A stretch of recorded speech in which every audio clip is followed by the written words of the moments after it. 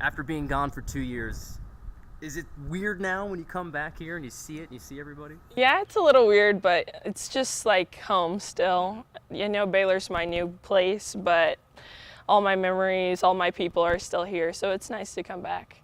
How proud of you, or how proud were you of the team, I should say, this past year with their run to the state title game, just like you did your senior year? So proud. All of those girls, they were all like my little babies whenever they were sophomores, I think sophomores and freshmen my senior year. So just super proud of them to see the way that they've stepped up and stepped into leadership roles, especially Kaya Johnson. She's like my little sister, so just very proud. She is awesome. Like, all those girls on the team are involved in so many things, but she was student body president. On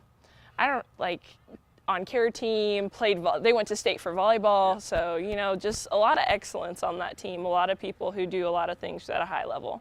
How much support have you gotten from the Kickapoo community as you've made this transition into high-level D1 basketball? So much. Like I said, this is like home and my family. The boys' coaches reach out and they'll be like, good game. Coach Donnelly always gives me a nice he's like, hey, you did really good this game, keep it up. And then, of course, Hanshi too, and Coach Daniels. Just even teachers that I had before. Miss Lord's daughters train with my dad, and she shoots me a text of them watching the game in their Baylor gear all the time. So. That's awesome. When you got to Baylor, I mean, you played right from the start. You know, you played almost every game last year. You played every game this past season, and you've been playing a lot. I think, 20 minutes, give or take, last year, more than 25 this year. So you've had your chance to really show what you can do.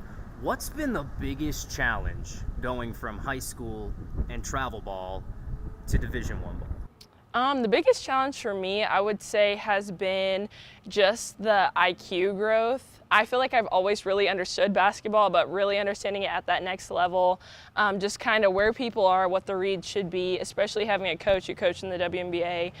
She's really helped me to get my basketball brain together and my knowledge together. That, and then just the physicality. High school always had good pace, but I was always so much bigger and stronger than a lot of my opponents.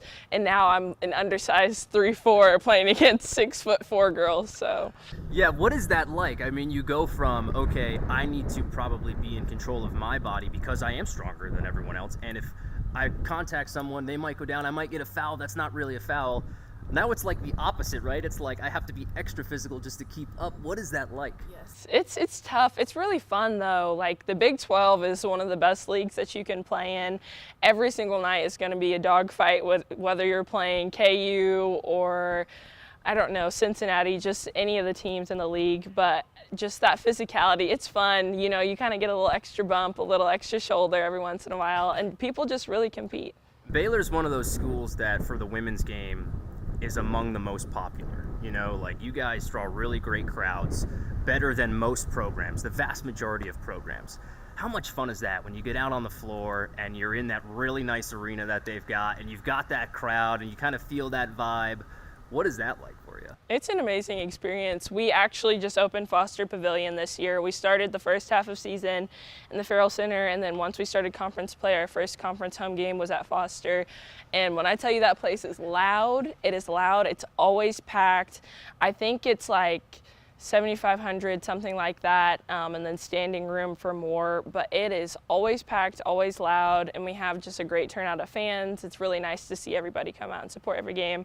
My personal favorite part is that the student section is right behind like the sideline bench of the opposing team, and then they're also like in the stands on that side, so it's always loud. And they have like the Magnolia cupcake fatheads and all of the things, so it's really good time in there. You've gotten to play in back-to-back NCAA tournaments now too, and had some success this year specifically. What are those games like when you realize, like, okay, it doesn't get any bigger than this in terms of college basketball? They're really fun. My coach, actually, she likes to call me fourth quarter Bella, and she was like, that's who came out this postseason. And I just felt confident. You know, this year I started and then I didn't start, and like I feel like I'm kind of a utility player in a lot of ways, whether it's guarding or just what position I'm in on offense.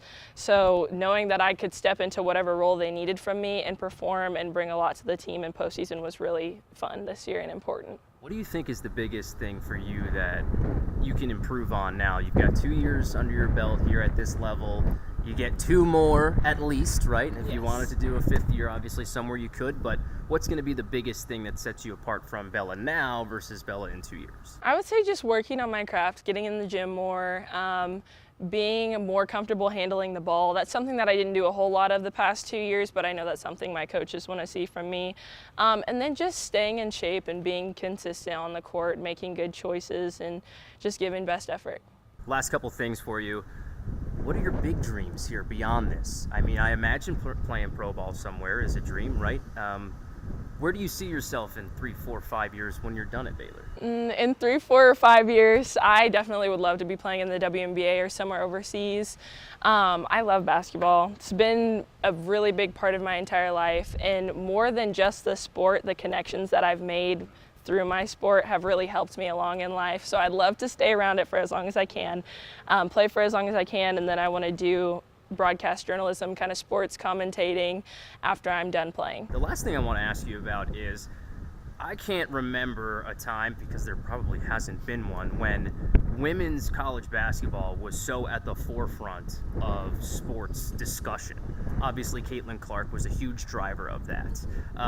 But just to see that and see the popularity rise across the whole sport, that's got to be pretty cool for you to be playing in this time as it's doing that, right? Yes, it doesn't feel real sometimes. Like, I'll be watching games and I'm like, oh, look at them, this is awesome. The recognition, the NIL opportunities, the opportunities to work professionally and do all of these things that men have been getting for a long time, that women are now getting equal or even greater opportunity.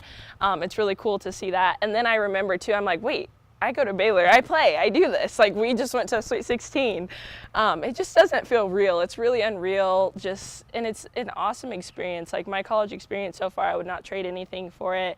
I love my coaching staff, I love all of my teammates, and I feel like I've learned a lot and grown as a person. Yeah, you bringing that up actually leads me to one more question. I remember during your signing day, we talked about why Baylor, and you said that when you were there, you were like, this just feels right being here. You still have that same feeling down there? Absolutely. There's no place like home, and that's home for me now. Okay. Anything else you want to add, Bella? Sick 'em.